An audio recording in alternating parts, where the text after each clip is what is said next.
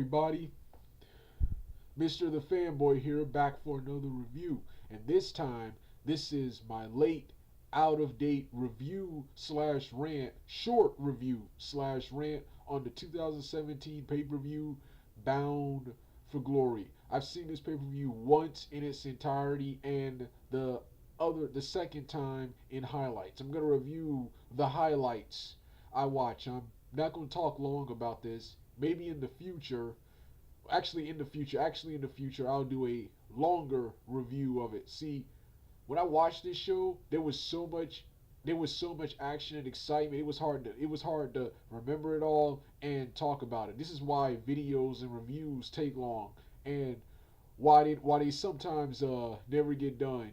I have ADHD, and I oftentimes try to multitask and have a habit of dropping one task to start another, or never starting another task, and never completing a task too. So this is why videos don't get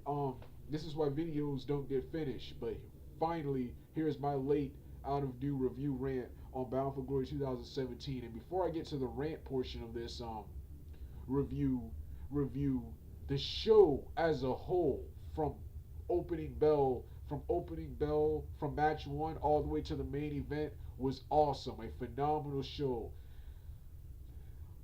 Um, a phenomenal show. Hands up, round of applause for everyone who booked this show and every wrestler and everyone involved with Bound for Glory 2017. I love the setup. I loved everything. I love the way the ring was set up and just everything. My main problem with Bound for Glory 2017, my main problem was when I heard they were going to, where was this located? It was located at some place. Oh yeah, it was located in Arbiton Pavilion in Ottawa, Ontario, Canada. Canada.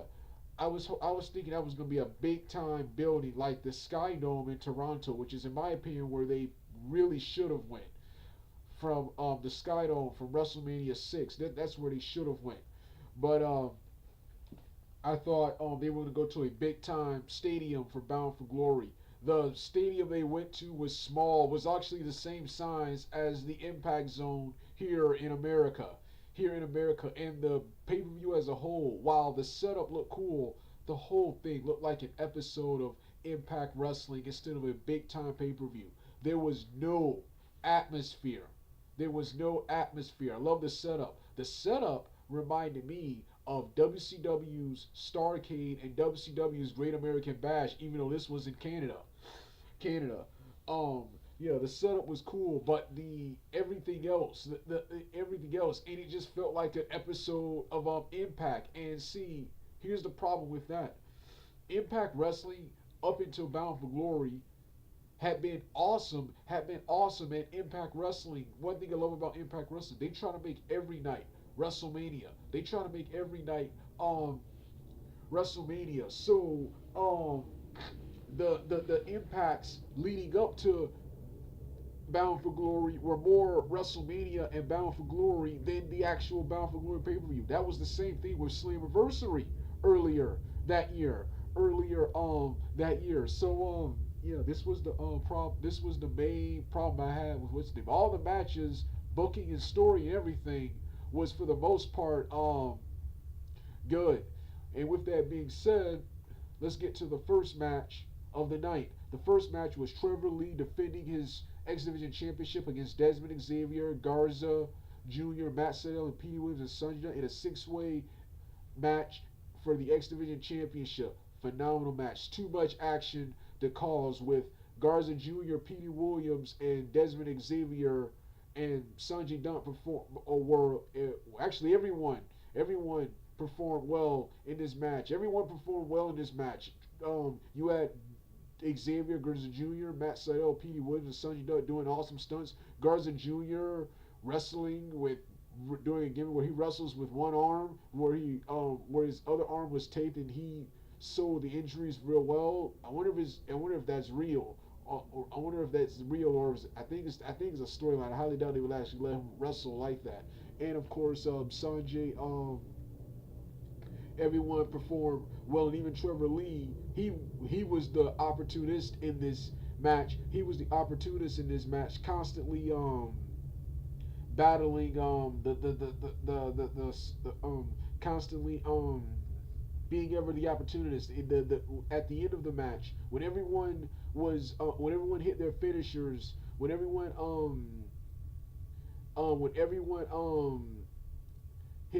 when everyone hit their finishers after Petey Williams, he hit one of the guys with his Canadian Destroyer. I think it was either Matt Sydal or Sanjay Dutt.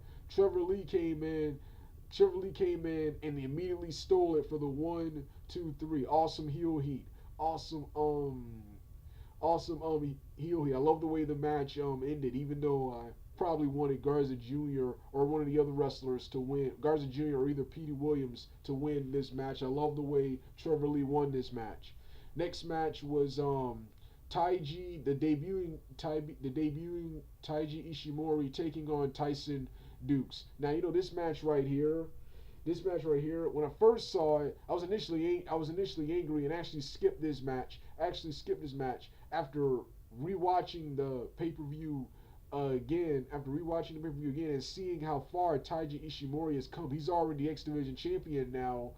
I went back and watched this match, and this match right here was pretty good. Problem I had with this match, it was nothing wrong with this match. This was actually a good match, especially in contrast to the first match. Yeah, the first match was an awesome six-way match to open up the show. This was just a stereotypical X Division wrestling match between. I'm a huge fan of Tyson Dukes, been a huge fan of his since 2008 when I saw him in the TNA X Cup series that year. And Taiji Shimori, huge fan of his after what I saw in this match and what I've been seeing from him lately. The problem I had with this wasn't announced and it just came out of nowhere, and I was initially hyped for everything on the Bound for Glory card. So to see this, which wasn't announced at the time, kind of angered me. The next match was probably match of the night right here, and that's Abyss and Grotto in a Monsters Ball match. If Grotto lost, his work visa would be terminated and he would be forced to leave the United States. This was a phenomenal match. Lots of spots and awesome back and forth action. I actually thought at several points Grotto was actually going to upset and beat Abyss, but Abyss, you had Rosemary getting involved in the match. You had Laurel Van Ness getting involved in the match, but the match came to a climactic end when Abyss hit Grotto with the black hole slam. One of the more memorable spots in this match was Grotto putting a barbed wire table onto Abyss and jumping off the top ropes, hitting a splash onto the barbed wire onto Abyss. Abyss. Awesome match. Grotto showing he can be hardcore in this match right here. The only thing I hated about this match was the Monsters Ball match these days. I miss what it used to be back in the early days of TNA. The Monsters Ball match these days is another hardcore match. I miss the old days with the exaggerated storyline of the two wrestlers or the wrestlers involved in the match. They were supposedly at the beginning of the show locked up. They were supposedly locked up inside a they were supposedly locked up. They were supposedly locked up. They were supposedly locked inside a room with no food or water until match time. Back when I saw that for the first time in 2004 and again in 2005, I actually believed it. But I wish they would have used that here. They used that and integrated that into this feud right here. But this was a pretty good hardcore match right here. Next match of the night was Team Impact, Ethan Carter III, Eddie Edwards, and James Storm versus the Triple A. Awesome match. However, everyone performed well. However, there was really nothing about this match other than EC3 for the first two acts of the match refused to tag in when Eddie Edwards and James Storm tagged him in. He came in at the end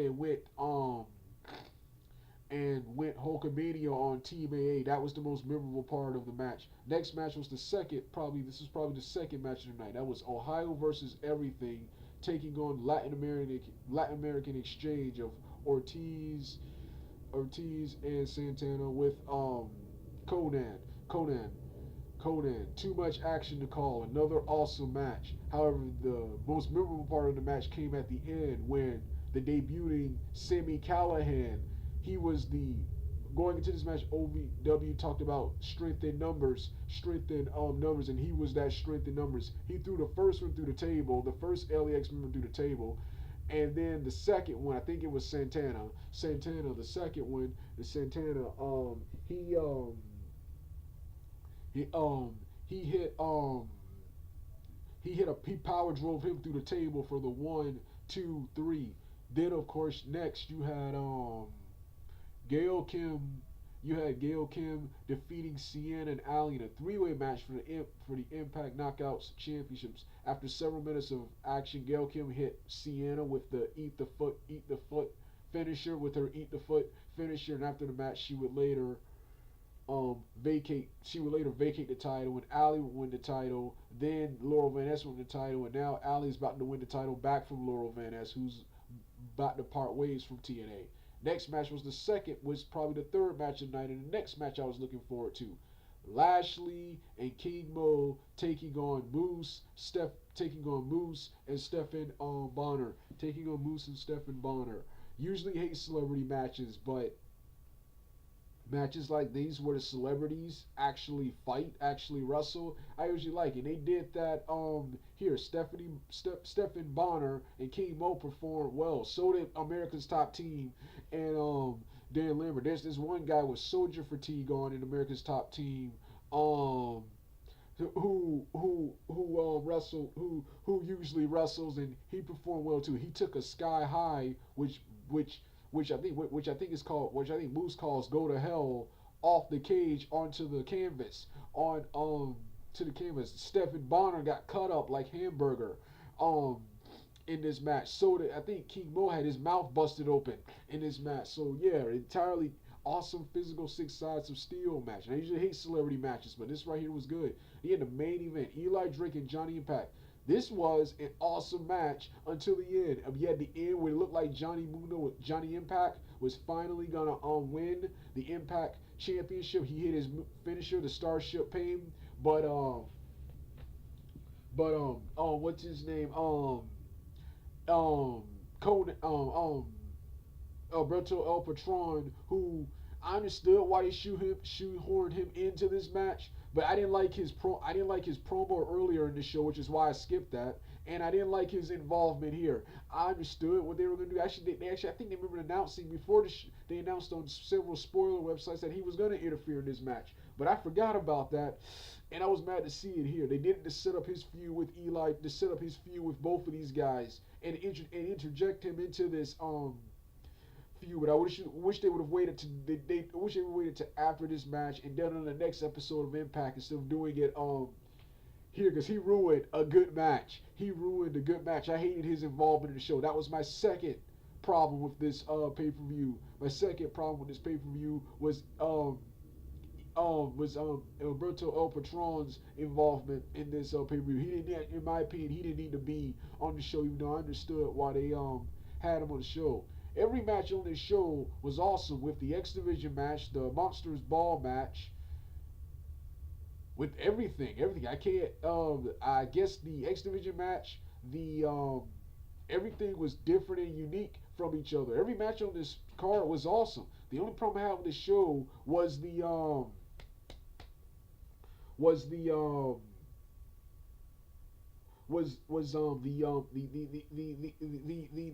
arena. It had no atmosphere. It felt like an episode of Impact Wrestling. Impact Wrestling. This card and these storylines in card would have been so much better with at a much bigger show with an even bigger budget. And that was the only problem I had with the show and why it took so long to review it. Well, this has been my review. This has been my short, late, out of date review and rant on Impact Wrestling Bound for Glory 2017. I'll do it much later. I'll do a longer, in-depth webcam review. All right, I'm done.